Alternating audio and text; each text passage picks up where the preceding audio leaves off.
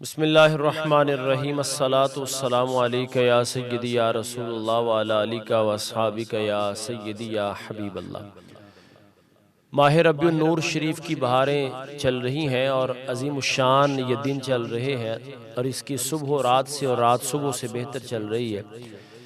محفل میلاد جب بھی یہ ماہ ربیع النور شریف کا چاند طلوع ہوتا ہے، اس شاکان مصطفیٰ اور اہل حق حضور رحمت کائنات صلی اللہ تعالی وسلم کی آمد کے حوالہ سے اپنی وسعت کے مطابق محافل کا انعقاد کرتے ہیں، جلوس نکالے جاتے ہیں۔ لیکن اس سال یہ بات بہت دیکھنے میں آئی جو اہل حق کے بارے میں ایک انگلی اٹھانے تھی، جو مخالفین نے بہت ساری اٹھائی ہے۔ میں نے مناسب سمجھا کہ میں اس کو اپنے دوستوں سے اور محبت کرنے والوں سے شیئر کروں کہ جلوس کی محافل پر، جلوس کے جو اجتماعات تھے، ان میں مختلف مقامات پر ایسی خرافات کی گئی جو یقیناً بر یقین نبی رحمت صلی اللہ علیہ وسلم کی تعلیمات نہیں ہیں۔ لوگ اپنے آپ کو بظاہر وہ باشرہ بھی سمجھتے تھے، لیکن وہ ڈھول کی تھاپ پہ رقص کر رہے ہیں۔ آپ دیکھ سکتے ہیں وہ ڈھول کی تھاپ پہ رقص کر رہے ہیں، تالیاں بجائی جا رہی ہیں، سیٹیاں بجائی جا رہی ہیں۔ میرے اور آپ کے آقا و مولا صلی اللہ علیہ وسلم کی ذات پاک تو ان تمام خرافات کو ختم کرنے کے لیے تشریف لائے۔ کیا کہیں ایسا تو نہیں ہے کہ ہم نے اپنے جلوس اور اپنی محافل جو ہے وہ جو باطل لوگ ہیں یا باطل عقائد کے لوگ ہیں، جو اہل حق کے خلاف پراپوگنڈا کرتے ہیں، ان کے ہاتھوں میں دے دی ہیں اور ان لوگوں کو اپنے مہمان بنا لیا اور مہمان خصوصی بنا لیا ہے؟ تو وہ لوگ ہمارے ہی سٹیجوں پر آ کر کے ہمارے ہی پیسوں کو استعمال کر کے ہمارے خلاف لوگوں کو جو ہے وہ پراگندہ کرنا شروع کرتے ہیں، ان کو ابھارنا شروع کرتے ہیں۔ تو یہ بڑی عجیب بات ہے اور اتنا دل دکھا، یقین مانیے کہ لوگ کیا کر کے آ رہے ہیں۔ حضور رحمت کائنات کے میلاد کی ریلی میں شامل ہونا ہے، جلوس میں شامل ہونا ہے، تو اس کا طریقہ ہمارے اسلاف نے بتایا کہ انسان خوشبو لگائے، باوضو ہو، درود پاک پڑھتا ہوا، نعرے لگاتا ہوا جو ہے وہ اپنی نظروں کو نیچے رکھتا ہوا وہ جلوس کے اجتماع میں شامل ہو۔ لیکن یہاں الٹی منظر دیکھنے میں آیا بہت سارے مقامات پر۔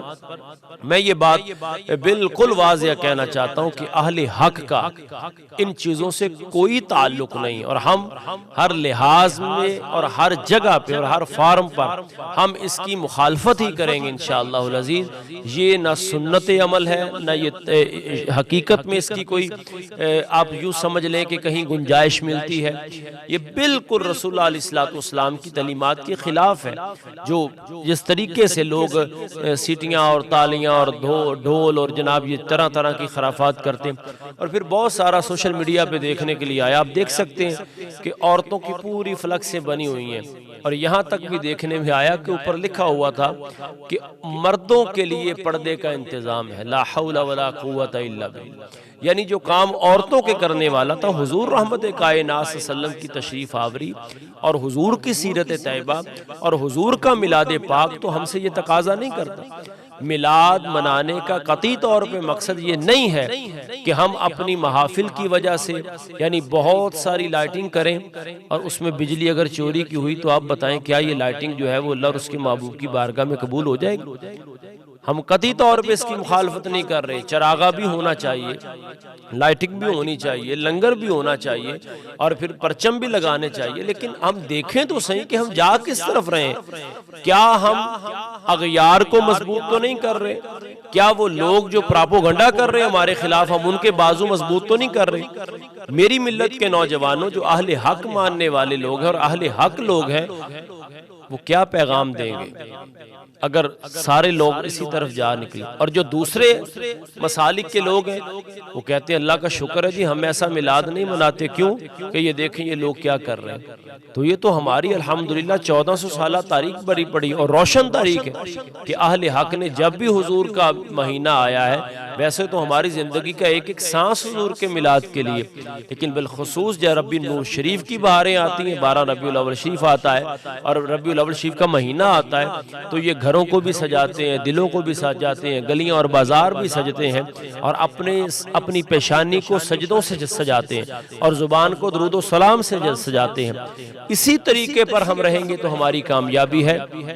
اہل حق کا ان تمام خرافات سے کوئی تعلق نہیں ہے، دور کا بھی تعلق نہیں ہے، اور جو شخص ان کو سپورٹ کرے یا ان کے ساتھ جناب والا شانہ بشانہ کھڑا ہو، میں یہ سمجھتا ہوں کہ اس نے نبی رحمت صلی اللہ علیہ وسلم کی تعلیمات کو سمجھنے کی کوشش ہی نہیں کی ہے۔